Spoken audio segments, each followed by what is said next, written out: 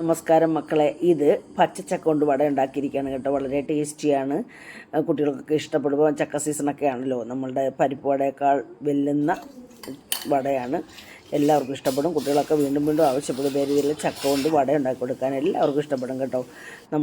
നമ്മുടെ വീട്ടിലുള്ള ഇങ്ങനെയൊക്കെയുള്ള വസ്തുക്കളുണ്ടെങ്കിൽ നമുക്ക് പെട്ടെന്ന് ഇങ്ങനെയൊക്കെ ഉണ്ടാക്കിയാൽ എല്ലാവർക്കും ആരോഗ്യത്തോടെ കഴിക്കുകയും ചെയ്യാമല്ലോ.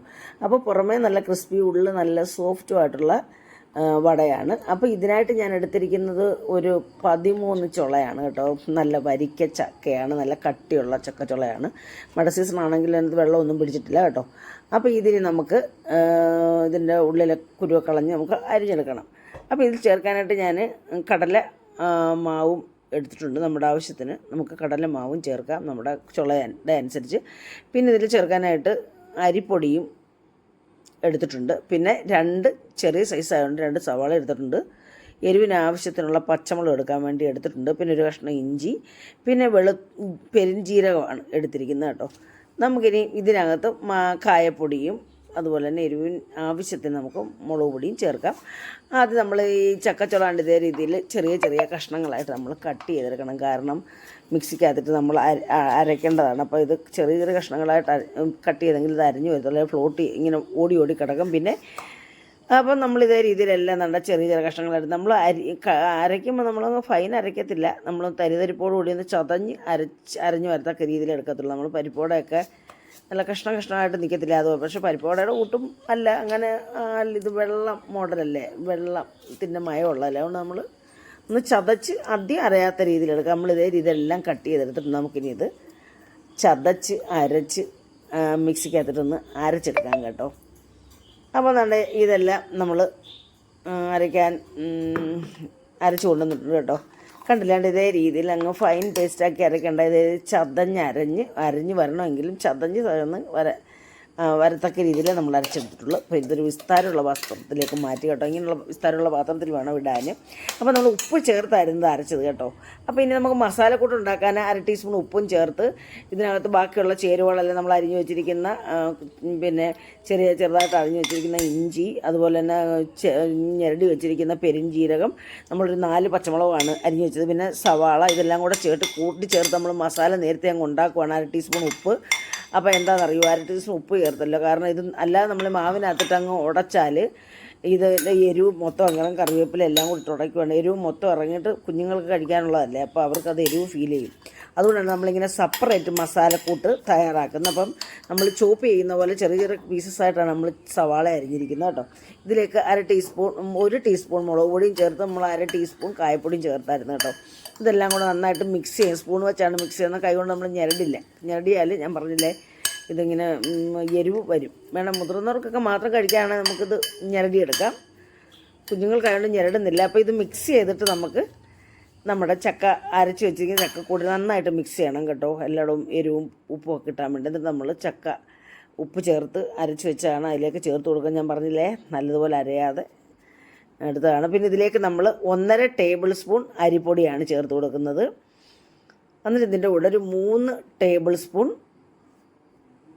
നമ്മുടെ കടലമാവ് ചേർത്ത് കൊടുത്ത് നമ്മുടെ ഈ ചക്കയുടെ വെള്ളമയത്തിലാണ് നമ്മളിത് കുഴയ്ക്കുന്നത് കേട്ടോ. വേറെ വെള്ളം ചേർക്കേണ്ട കാര്യമില്ല. കൂടുതൽ വെള്ളം ചേർത്താൽ ഇത് ലൂസായിപ്പോവും കേട്ടോ.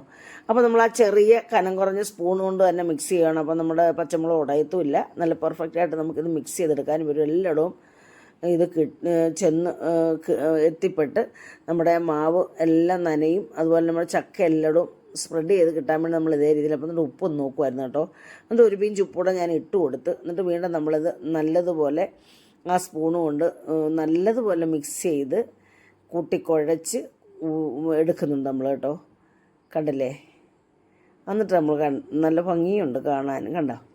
അപ്പോൾ ഇതിനെ നമ്മളിനി കൈകൊണ്ട് വീണ്ടും നമുക്കിതൊന്ന് കുഴച്ചെടുക്കാം കേട്ടോ. ഇനി നമ്മൾ കൈകൊണ്ട് കുഴക്കുമ്പോൾ നമ്മുടെ കൈയെല്ലാം പറ്റും. അതുകൊണ്ടാണ് ഇങ്ങനെ നമ്മൾ ഈ സ്പൂൺ കൊണ്ട് ചെയ്ത്. ഇനി കൈകൊണ്ട് ഒന്ന് കുഴച്ചെങ്കിൽ അത് അത്ര നല്ല കറക്റ്റായിട്ട് കിട്ടത്തുള്ളല്ലോ.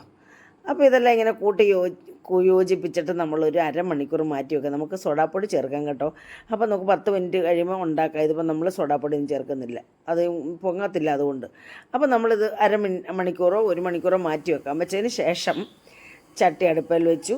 നമ്മളിതിലേക്ക് ഇങ്ങനെ കുഴിഞ്ഞ ചട്ടിയാണ് കിടക്കുന്നത്. പരന്നാകുമ്പം ഒത്തിരി എണ്ണ സ്പ്രെഡ് ചെയ്ത് കിടക്കേണ്ടി വരും. അപ്പോൾ പെട്ടെന്ന് ഒത്തിരി ഉണ്ടാക്കി എടുക്കാൻ പറ്റുന്നതാണ്. ഇതാകുമ്പോൾ നമുക്ക് 4-5 കൂടുതൽ ഉണ്ടാക്കാനും പറ്റത്തില്ല. അപ്പോൾ ഇതാണെന്നുള്ള നല്ല നമ്മുടെ ഇത് മുങ്ങി നിന്നത് മൂത്ത് കിട്ടും.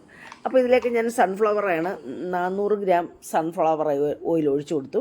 പിന്നെ നമ്മളൊരു പാത്രത്തിലേക്കും കുറച്ച് സൺഫ്ലവർ എടുക്കുന്നുണ്ട്. കാരണം നമ്മുടെ ഈ മാവൊന്ന് കൈ കൊണ്ടൊന്ന് ഉരുട്ടി നമുക്ക് പരത്തണമല്ലോ, അല്ലെങ്കിൽ കയ്യിലൊക്കെ പറ്റും. അങ്ങനെ വെള്ളത്തിൽ മുക്കിയാൽ നമ്മുടെ ഇതെല്ലാം വെള്ളം ലൂസായി പോകും വീണ്ടും. അതുകൊണ്ട് നമ്മൾ ഇങ്ങനെ കുറച്ച് എണ്ണ എടുത്തിട്ട് വേണം നമ്മൾ ഈ കയ്യിൽ തൂത്തിട്ട് നമ്മൾ ഈ മാവ് ഉരുട്ടിയെടുത്ത് നമുക്ക് പരത്തിയെടുത്ത് നമ്മുടെ മാവ് എണ്ണയ്ക്കകത്തിടാനായിട്ട്. കണ്ടില്ലേ, ഇതേ രീതിയിൽ ഉരുട്ടിയിട്ട് നമ്മൾ ചെറിയ സൈസ് വേണം ഉണ്ട എടുക്കാനേ. ചെറിയ ഒരു വലിയ നെല്ലിക്കയുടെ വലിപ്പത്തിലെടുത്തിട്ട് ഇങ്ങനെ പരത്തി എടുക്കണമെങ്കിൽ ഉള്ളൊക്കെ നല്ലപോലെ മൂത്ത് വരണ്ടേ.